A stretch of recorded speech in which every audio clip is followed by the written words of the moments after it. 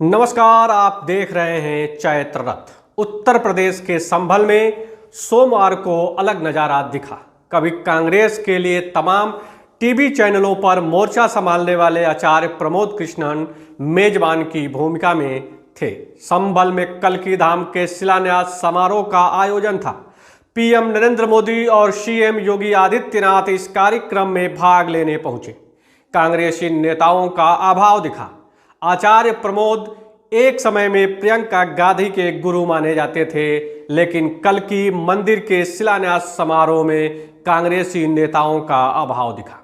PM Narendra Modi को निमंत्रण दिए जाने के बाद ही कांग्रेस की ओर से पार्टी विरोधी गतिविधियों को आधार बनाकर उन्हें बाहर का रास्ता दिखा दिया गया। अब पीएम मोदी ने आचार्य प्रमोद कृष्णन के संघर्ष की खूब तारीफ की। सुनिए क्या कहा प्रधानमंत्री श्री नरेंद्र मोदी ने। प्रभु राम और प्रभु कृष्ण की भूमि से भक्ति, भाव और आध्यात्म की एक और धारा प्रवाहित होने को लालायित है। आज पूज्य संतों की साधना और जनमानस की भावना से एक और पवित्र धाम की नींव रखी जा रही है।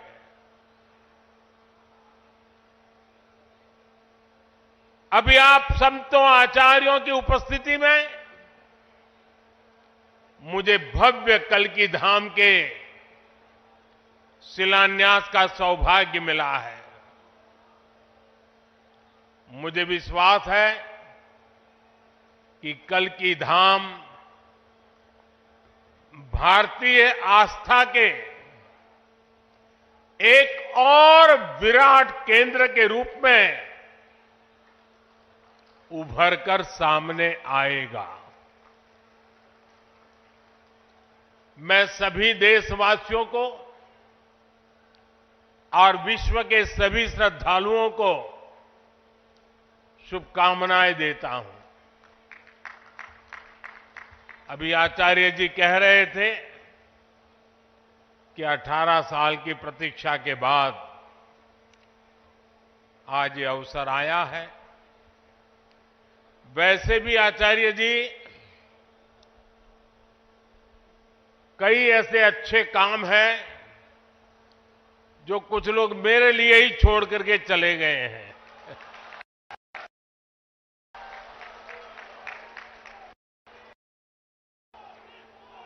और आगे भी जितने अच्छे काम रह गए हैं ना, उसके लिए बस ये संतों का, जनता जनार्दन का आशीर्वाद बना रहे, उसे भी पूरे करेंगे। साथियों, आज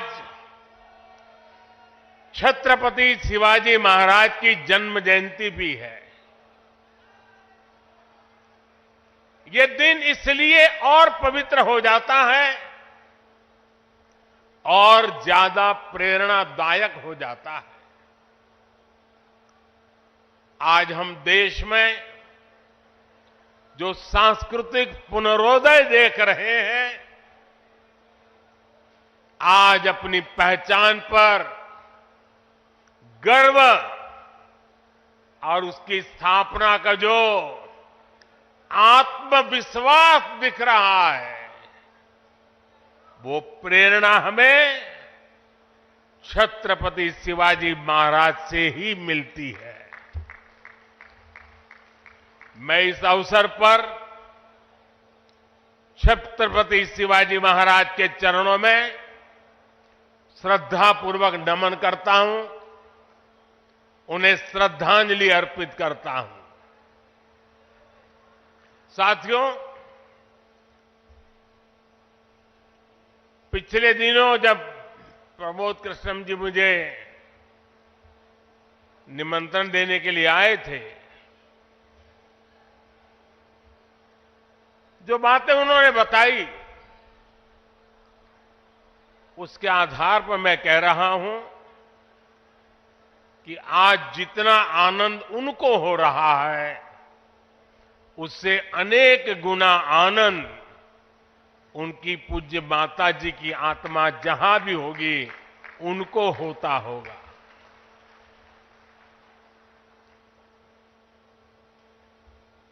और मां के वचन के पालन के लिए एक बेटा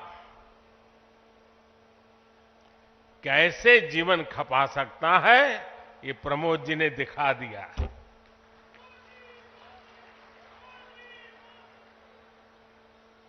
प्रमोद कृष्णम जी बता रहे थे कि कई एकड़ में फैला ये विशाल धाम कई मायनों में विशिष्ट होने वाला है।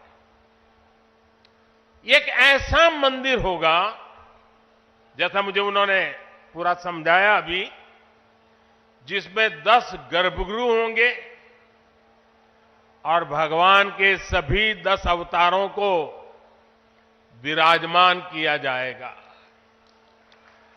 10 अवतारों के माध्यम से हमारे शास्त्रों ने केवल मनुष्य ही नहीं बल्कि अलग अलग स्वरूपों में ईश्वरीय अवतार को प्रस्तुत किया गया है।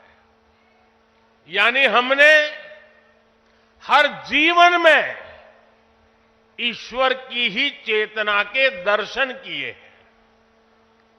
हमने ईश्वर के स्वरूप को सिंह में भी देखा, वराह में भी देखा और कच्छप में भी देखा। इन सभी स्वरूपों की एक साथ स्थापना हमारी मान्यताओं की व्यापक छवि प्रस्तुत करेगी। ये ईश्वर की कृपा है कि उन्होंने इस पवित्र यज्ञ में मुझे माध्यम बनाया है, इस शिलान्यास का अवसर दिया है। और अभी जब वो स्वागत प्रवचन कर रहे थे तब उन्होंने कहा कि हर किसी के पास कुछ न कुछ देने को होता है, मेरे पास कुछ नहीं है, मैं सिर्फ भावना व्यक्त कर सकता हूं। प्रमोद जी, अच्छा हुआ कुछ दिया नहीं, वरना जमाना ऐसा बदल गया है कि अगर आज के युग में सुदामा श्री कृष्ण को एक पोटली में चावल देते, वीडियो निकल आती, सुप्रीम कोर्ट में पीआई हो जाती और जजमेंट आता कि भगवान कृष्ण को भ्रष्टाचार में कुछ दिया गया और भगवान कृष्ण भ्रष्टाचार कर रहे थे। ये इस व्यक्त में हम जुगर रहे और इससे अच्छा है कि आपने भावना प्रकट की और कुछ दिया नहीं।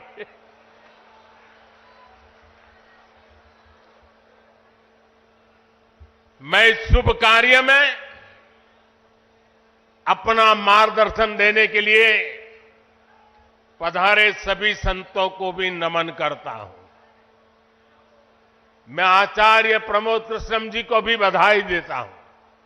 साथियों, आज सम्मल में हम जिस अवसर के साक्षी बन रहे हैं, ये भारत के सांस्कृतिक नवजागरण का एक और अद्भुत क्षण है।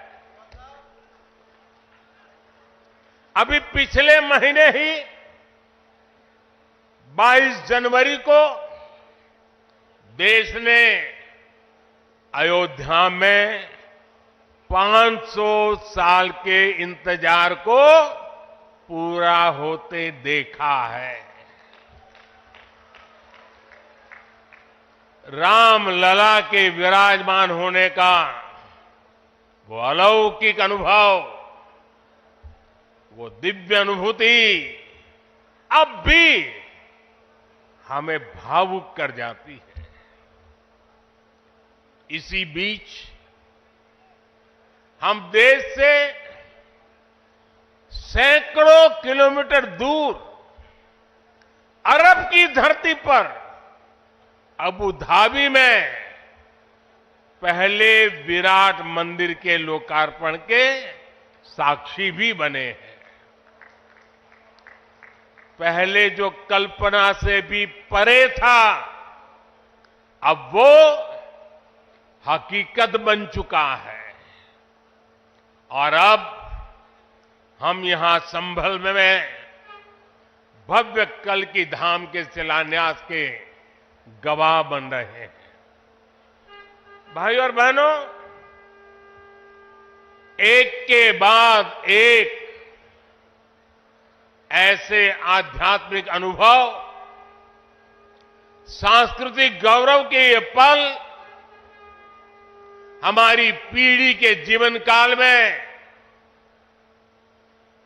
इसका आना, इससे बड़ा सौभाग्य क्या हो सकता है। इसी कालखंड में हमने विश्वनाथ धाम के वैभव को काशी की धरती पर देखा है, निखरता हुआ देखा है।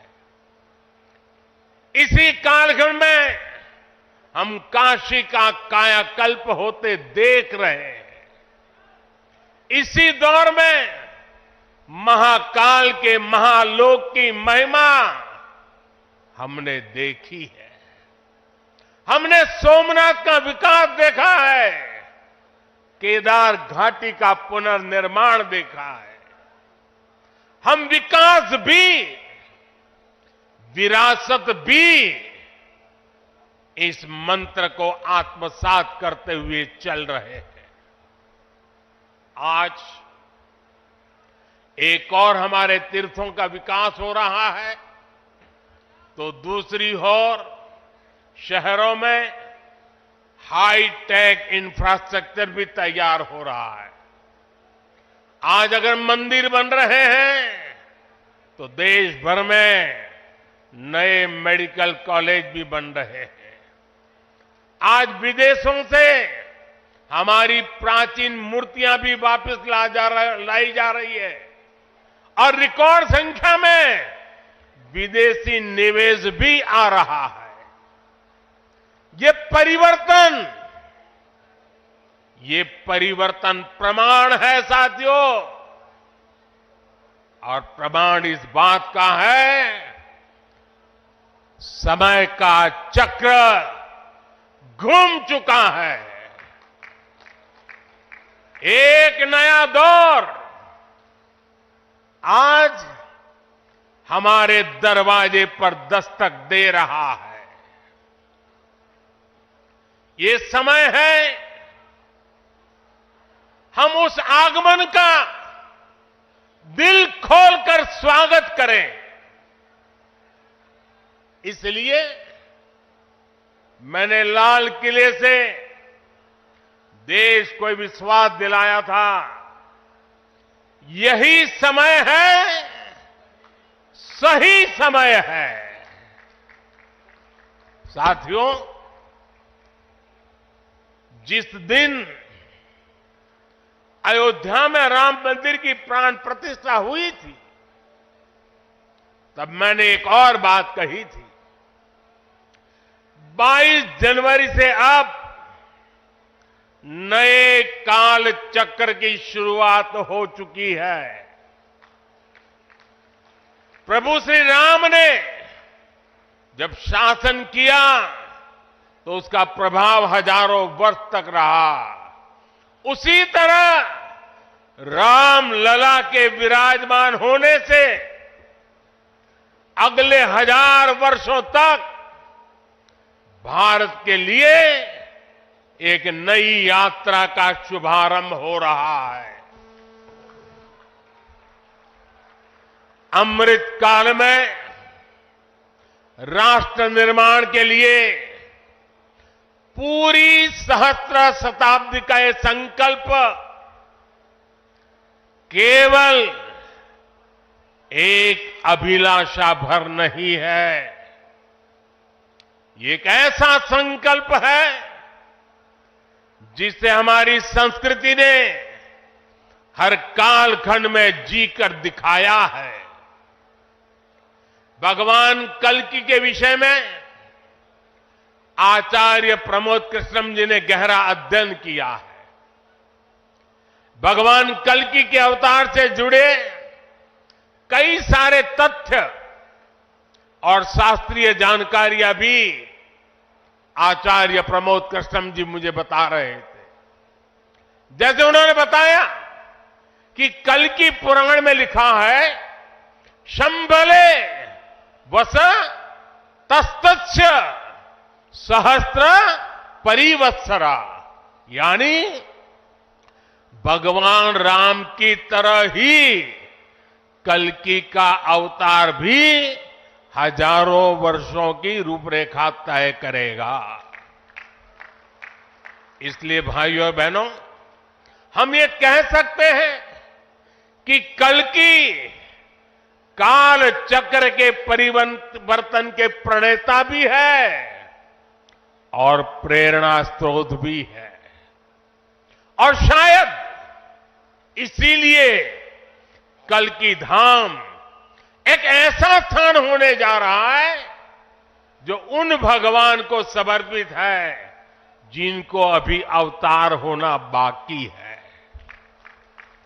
अब कल्पना करिए, हमारे शास्त्रों में सैकड़ों हजारों साल पहले भविष्य को लेकर इस तरह की अवधारणा लिखी गई। हजारों वर्ष बाद की घटनाओं के लिए भी सोचा गया। ये कितना अद्भुत है। और ये भी कितना अद्भुत है कि आज प्रमोद कृष्णम जैसे लोग पूरे विश्वास के साथ उन मान्यताओं को आगे बढ़ा रहे हैं, अपना जीवन खपा रहे हैं। वो भगवान कल्कि के लिए मंदिर बना रहे हैं, उनकी आराधना कर रहे हैं। हजारों वर्ष बाद की आस्था और अभी से उसकी तैयारी, यानी हम लोग भविष्य को लेकर कितने तैयार रहने वाले लोग हैं। इसके लिए तो प्रमोद कृष्णम जी वाकई सराहना के पात्र है। मैं तो प्रमोद कृष्णम जी को एक राजनीतिक व्यक्ति के रूप में दूर से जानता था, मेरा परिचय नहीं था। लेकिन अभी जब कुछ दिन पहले मेरी उनसे पहली मुलाकात हुई तो ये भी पता चला कि वो ऐसे धार्मिक आध्यात्मिक कार्यों में कितनी मेहनत से लगे रहते हैं। कल्कि मंदिर के लिए इन्हें पिछली सरकारों से लंबी लड़ाई लड़नी पड़ी, कोर्ट के चक्कर भी लगाने पड़े। वो मुझे बता रहे थे कि एक समय उन्हें कहा जा रहा था कि मंदिर बनाने से शांति व्यवस्था बिगड़ जाएगी। आज हमारी सरकार में प्रमोद कृष्णम जी निश्चिंत होकर इस काम को शुरू कर पाए हैं। मुझे भरोसा है कि मंदिर इस बात का प्रमाण होगी कि हम बेहतर भविष्य को लेकर कितने सकारात्मक रहने वाले लोग हैं।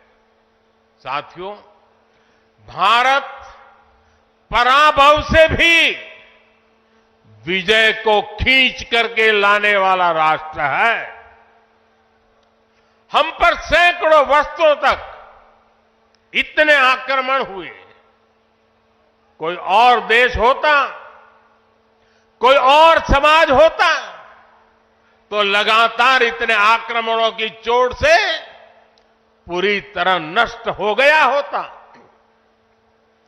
फिर भी हम न केवल डटे रहे बल्कि और भी ज्यादा मजबूत होकर सामने आए।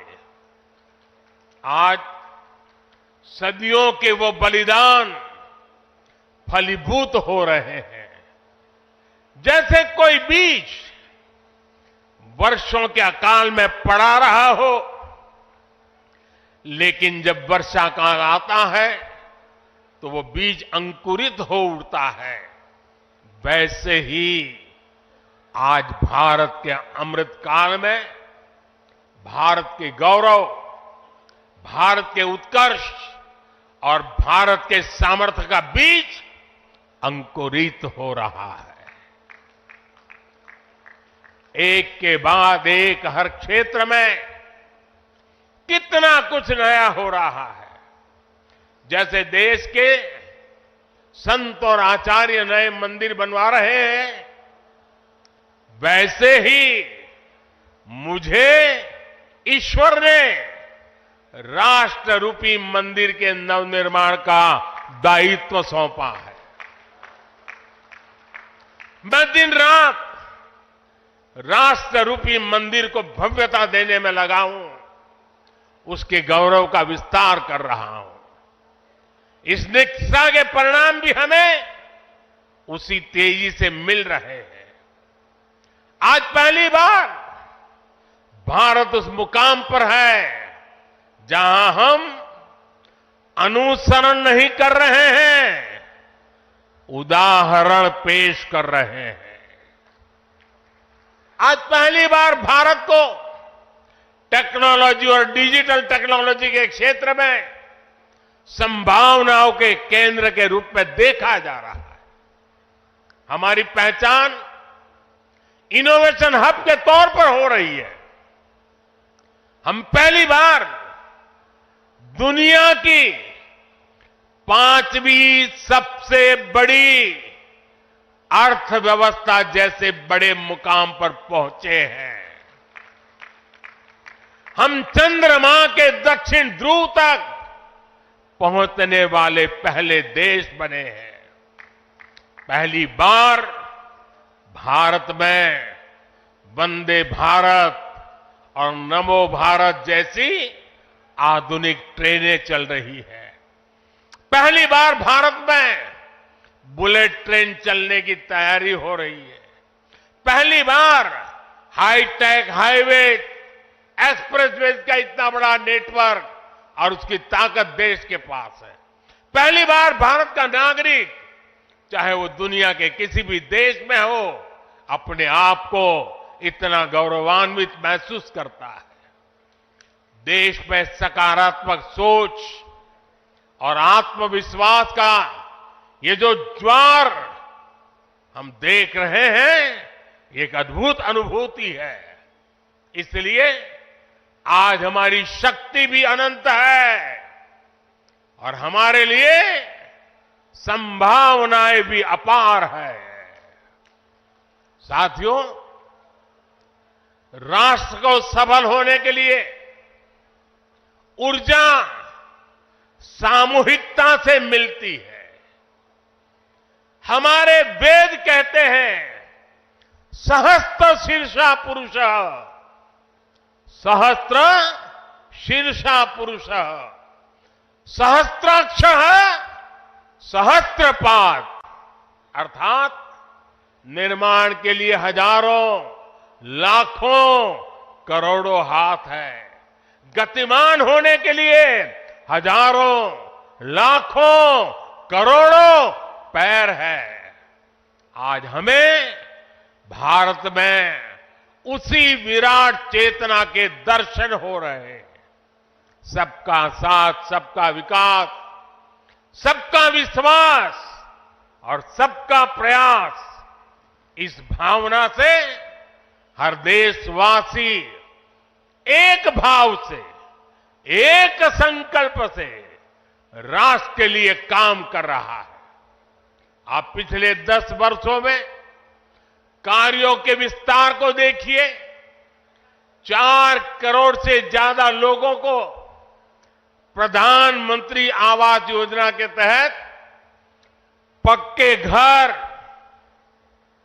11 करोड़ परिवारों को शौचालय यानी इज्जत घर, 2.5 करोड़ परिवारों को घर में बिजली, 10 करोड़ से अधिक परिवारों को पानी के लिए कनेक्शन, 80 करोड़ लोगों को मुफ्त राशन, 10 करोड़ महिलाओं को कम कीमत पर गैस सिलेंडर, 50 करोड़ लोगों को स्वस्थ जीवन के लिए आयुष्मान कार्ड, करीब 10 करोड़ किसानों को किसान सम्मान निधि, कोरोना काल में हर देशवासी को मुफ्त वैक्सीन, स्वच्छ भारत जैसा बड़ा अभियान, आज पूरी दुनिया में भारत के इन कामों की चर्चा हो रही है। इस स्केल पर काम इसलिए हो सके क्योंकि सरकार के इन प्रयासों से देशवासियों का सामर्थ्य जुड़ गया। आज लोग सरकार की योजनाओं का लाभ दिलाने के लिए गरीबों की मदद कर रहे हैं। लोग 100% सैचुरेशन के अभियान में हिस्सा बन रहे हैं। गरीब की सेवा का ये भाव समाज को नरमे नारायण की प्रेरणा देने वाले हमारे आध्यात्मिक मूल्यों से मिली है। इसलिए देश ने विकसित भारत का निर्माण और अपनी विरासत पर गर्व के पंच प्राणों का आह्वान किया है। साथियों, भारत जब भी बड़े संकल्प लेता है, उसके मार्गदर्शन के लिए ईश्वरीय चेतना किसी न किसी रूप में हमारे बीच जरूर आती है। इसलिए गीता में भगवान श्री कृष्ण ने कहा, संभवामि युगे युगे, इतना बड़ा आश्वासन दे दिया है। लेकिन इस वचन के साथ ही तो हमें ये आदेश भी देते हैं कि कर्मण्येवाधिकारस्ते मा फलेषु कदाचन, अर्थात हमें फल की चिंता के बिना कर्तव्य भाव से कर्म करना है। भगवान का ये वचन, उनका ये निर्देश आज 140 करोड़ देशवासियों के लिए जीवन मंत्र की तरह है। अगले 25 वर्षों के इस कर्तव्य काल में हमें परिश्रम की पराकाष्ठा करनी है। हमें निस्वार्थ भाव से देश सेवा को सामने रखकर काम करना है। हमारे हर प्रयास में, हमारे हर काम से राष्ट्र को क्या लाभ होगा, ये प्रश्न हमारे मन में सबसे पहले आना चाहिए। यही प्रश्न राष्ट्र की सामूहिक चुनौतियों के समाधान पेश करेगा। मुझे विश्वास है कि भगवान कल्कि के आशीर्वाद से संकल्पों की हमारी ये यात्रा समय से पहले सिद्धि तक पहुंचेगी। हम सशक्त और समर्थ भारत के सपने को 100% पूरा होता देखेंगे।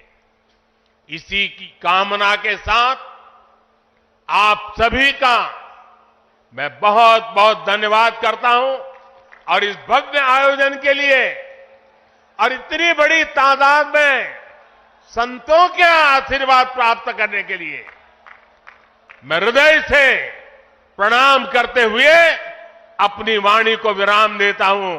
मेरे साथ बोले, भारत माता की, भारत माता की, भारत माता की। बहुत बहुत धन्यवाद।